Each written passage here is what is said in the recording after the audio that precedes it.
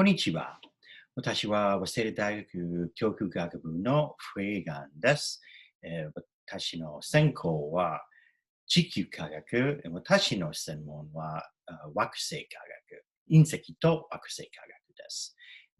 私の発表は大体英語で、so I hope you will bear with me as I talk a little bit about meteorites and how we use meteorites to try to understand the planets. And it is a pleasure to be doing this today, July 20th, the 51st anniversary of the Apollo 11 moon landing. And we're looking now at this schematic of the solar system as it is now, with a sun at a mature stage, terrestrial planets, asteroids, giant planets, and bodies that are farther out in the solar system. And one of the goals in planetary science is to look back beyond this stage and look at earlier stages of the solar system, like this one, drawn by this artist, and where we see this sun that's beginning to form, and it's surrounded by a disk that is rich in gas and dust. And the gas is mostly hydrogen with some helium. The dust, we have these carbon, hydrogen, oxygen, nitrogen-rich ices, magnesium-rich silicates, and iron nickel metal grains. And this is all in this disk surrounding the proto-sun. And the planets are and the sun are all at the beginning stages of formation. And the Hubble telescope image on the right shows this in another solar system that is, in this solar system, is at the beginning stages, like we were 4.6 to 4.7 billion years ago. And this dark streak across here from lower to upper right is this dust-rich disk that's surrounding a sun that is being born in the middle of this. This scale bar here, this is 500 AU. This is an astronomical unit, and 1 AU is the distance from the Earth to the sun. And so this is a big, a big object. And this is a much smaller object. This is a meteorite, and many people have the idea that this is the way most meteorites look like, because irons are very different, and they're very prominent among meteorites. This is an iron meteorite. And there are iron meteorites. They're actually fairly rare. And we can see these regmaglyphs in here, these indentations where there was melting and evaporation as this rock came through Earth's atmosphere and heated up. And this is from the core of an asteroid, asteroidal body that was broken apart. Most meteorites actually look more like this. This is a chondrite inseki, or chondrite, and we can see that it's got a thin crust on this, and then we see these bright grains that are mostly iron, nickel, metal, and we see darker grains that are silicate minerals. And this is very different from Earth rocks. On the Earth, we have abundant iron, nickel, rich metal, but it's all in the core of the Earth. And the silicates occur separately in the mantle and in the crust. So in chondrites, it's very different. The metal grains and the silicates are all mixed together. It never went through a differentiation, forming a core mantle crust structure. And they come from bodies that look like this. Both of these images are from JAXA missions from Hayabusa 1, showing the asteroid Itokawa up here on the upper left, and Hayabusa 2, showing this asteroid Ryugu down here in the lower right. And you see these are irregular shaped bodies. They're not round. They don't have that core mantle structure. This is the parent body of chondritic meteorites, are bodies that are like this. And the way where we go to find meteorites now, many meteorites have been found in the last 30 years, 40 years in Antarctica. And the US leads an expedition just about every year. Japan also leads expeditions from time to time to collect meteorites, and other countries do as well. The meteorites stand out well on the ice. You see here a dark rock, and it shows up very conspicuous on the snow. There are also people search for meteorites in hot deserts like Northwest Africa, the Sahara, and various other places in the world.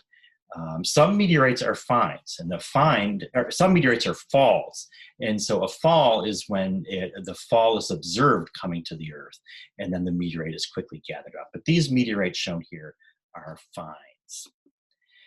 This meteorite is a fall. This was seen as it fell into Mexico in 1969. This is a very big meteorite, over 1,000 kilograms. It broke into many fragments as it came through Earth's atmosphere. This is called Allende.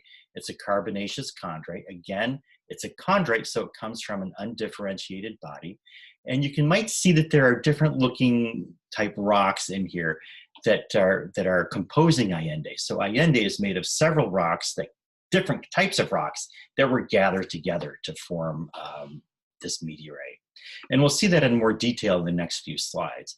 This is not Allende, it's a meteorite called Efremovka, but it's the same type. And we would get a similar view looking at Allende. And now we're looking at microscope views of this meteorite. And this is from a slice of rock that's very thin. And so on the left, the image is, it's coming, the light is coming through the rock. And on the right, it is reflected light bouncing off of the lights of the rock's surface. And we can see that this meteorite is composed of many different types of rock fragments. And so these fragments, the CAI, which is a calcium aluminum rich inclusion, the chondrules are little igneous rocks that formed in the solar nebula. And then the AOAs, amoeboid olivine aggregates, and the matrix, the small grains that connect everything. These are all occurring together. And so they formed in the solar nebula in separate places under separate conditions, and they've been gathered together into this one sample. On the right, we see in the reflected light, we can see iron, nickel, metal, and troilite, this iron sulfide. And this is reminding us that this is from an undifferentiated body where the metal and silicate grains are mixed together.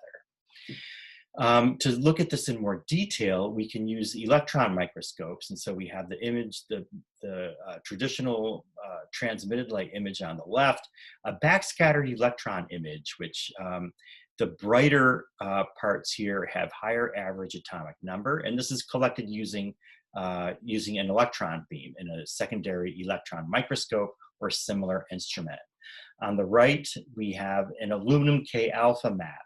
This is a K alpha is an X-ray that comes off of aluminum atoms. And so where we see this bright, the aluminum is relatively abundant in this sample. And we use these types of images at WASEDA University to try to identify and characterize the types of rocks that occur within a chondrite. And so now they show up very well. We can see this. This is a combination map where we've had red, green, and blue of magnesium, calcium, and aluminum K alpha. And so we can get an idea of the variation of 3 elements in one picture here. And we'll look at this one in more detail in the next slide. Here we go. And so we've got this red, green, and blue, magnesium, calcium, aluminum K alpha. And we see that it's abundant in chondrules, these little magnesium-rich igneous rocks.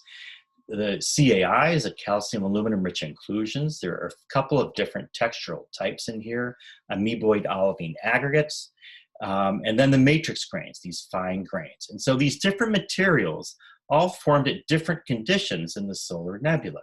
And when we study them, we can interpret what those conditions were. The temperatures of crystallization, how rapidly they cooled, how much oxygen was present.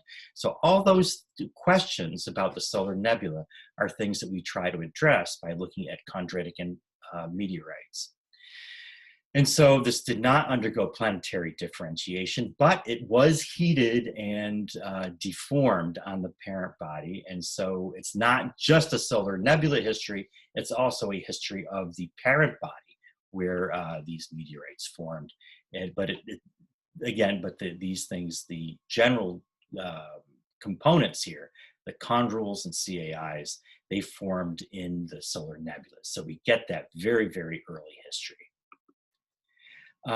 Now, achondrites, these are different. These come from differentiated bodies, and this would include the iron meteorite that we looked at initially. This happens to be a lunar meteorite, and lunar meteorites, meteorites from the moon, are very rare, but they do occur. This was found in Northwest Africa, and we can see two types of rock here, and a breccia is it's sort of a gathering of different types of rock that are that formed independently. And then we have an olivine gabbro, and this is an igneous rock that is similar to other rocks that are igneous rocks on Earth. And by looking at these rocks, we can try to understand the crystallization conditions and the evolution of magma on the moon and how that changes during crystallization.